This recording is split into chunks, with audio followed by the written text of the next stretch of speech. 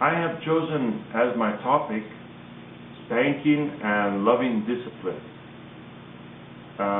Before I talk about my viewpoint of spanking, I would like to make a summary of the two videos I observed.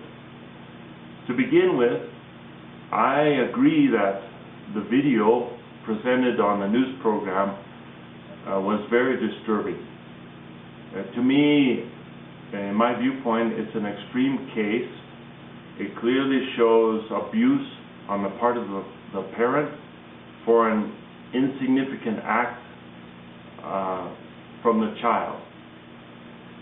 But in contrast with this extreme case, the first mother was interviewed, Joanna, who feels that spanking can be used as an effective tool and can be appropriate when children do not heed repeated warnings, and for them to take seriously what their parents are saying.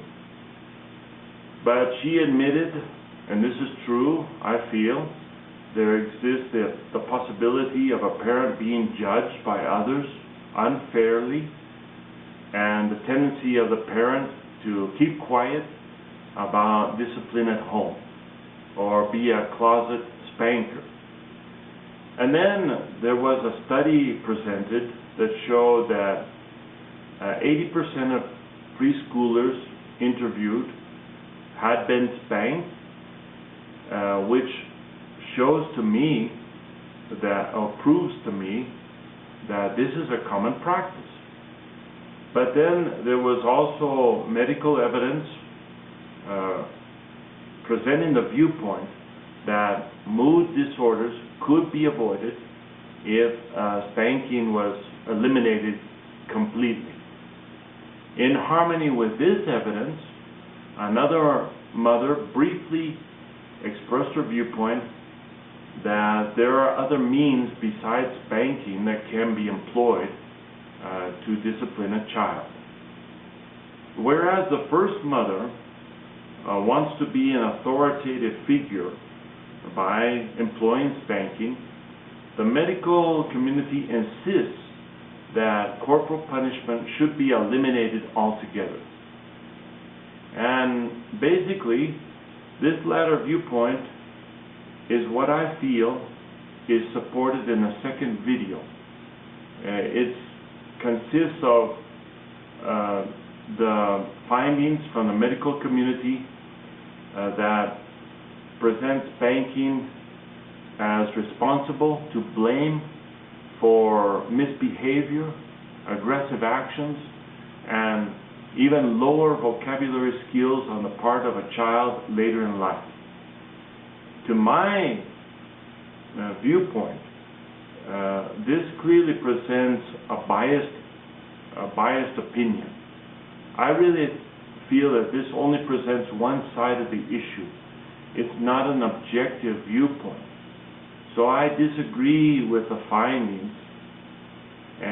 But in the end, after seeing these two videos, I can only come to the conclusion that spanking is still a controversial topic, a controversial issue.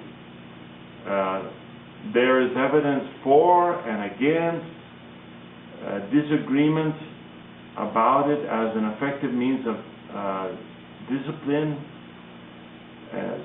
with parents presenting their viewpoint that it's an effective tool, whereas the medical community continues to warn against it, putting forth its claims and the evidence to prove that its harmful effects.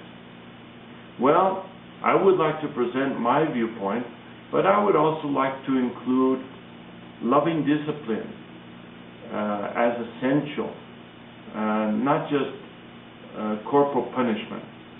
I think that when we bring up the topic of spanking or corporal punishment, we need to consider what discipline is really necessary when a child misbehaves and the type of discipline that can be administered. I admit, children need discipline. They need discipline to be productive and responsible adults. But I admit too that there are parents who tend to use harmful means. They tend to be harsh, maybe insulting a child, or even physically abusing a child.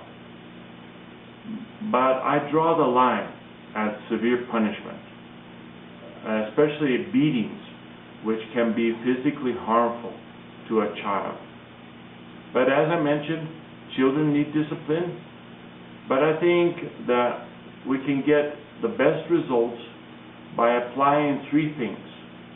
We need to administer loving discipline, it needs to be reasonable and consistent.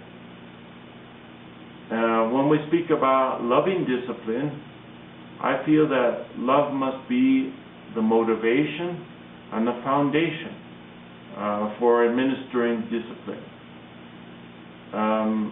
But I've experienced personally that your patience can be stretched to the limit by a child, and that we can easily respond with anger-based punishment. Furthermore, punishment motivated by anger or frustration is not discipline at all. It's simply a loss of self-control. So it's easy to get carried away, lose your temper, and hit a child. And that's when spanking, done out of anger, teaches the wrong lesson. And a child can suffer harm not only physically but emotionally.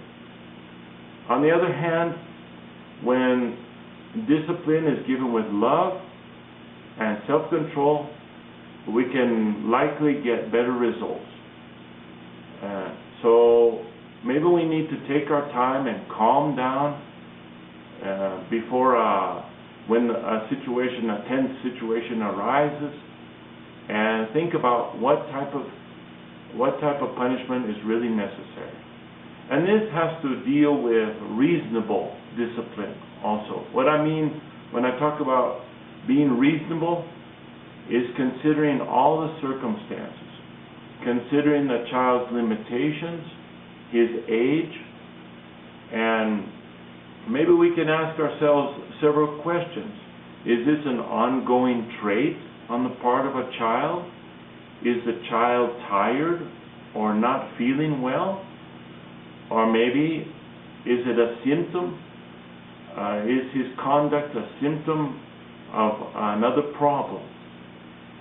Being reasonable helps us as parents keep in mind that we are not dealing with miniature adults.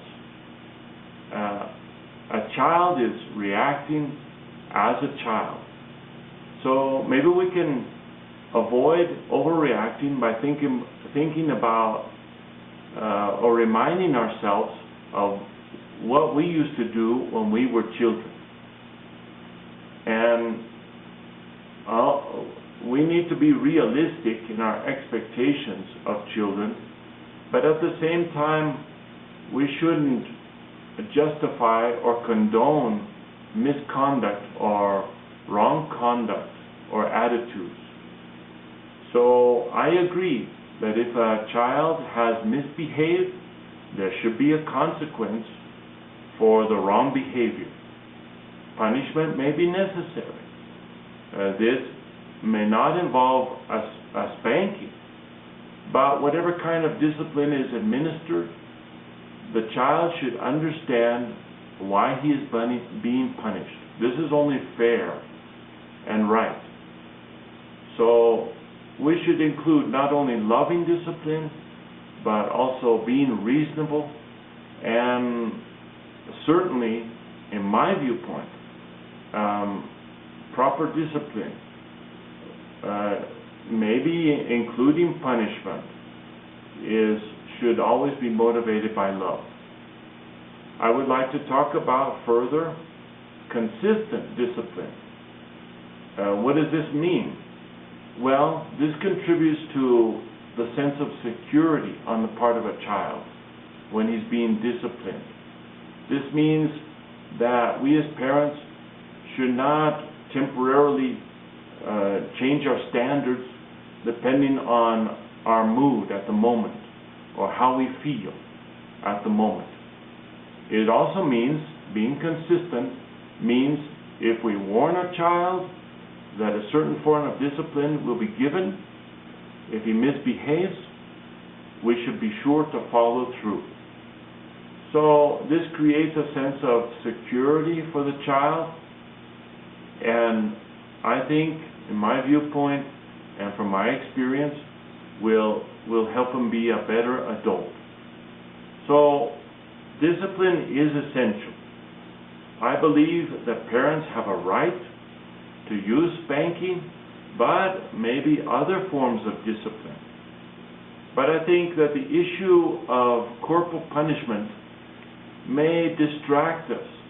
Maybe it's diverting us, or diverting our attention away from what is more important, and that is that discipline should be loving, reasonable, and consistent.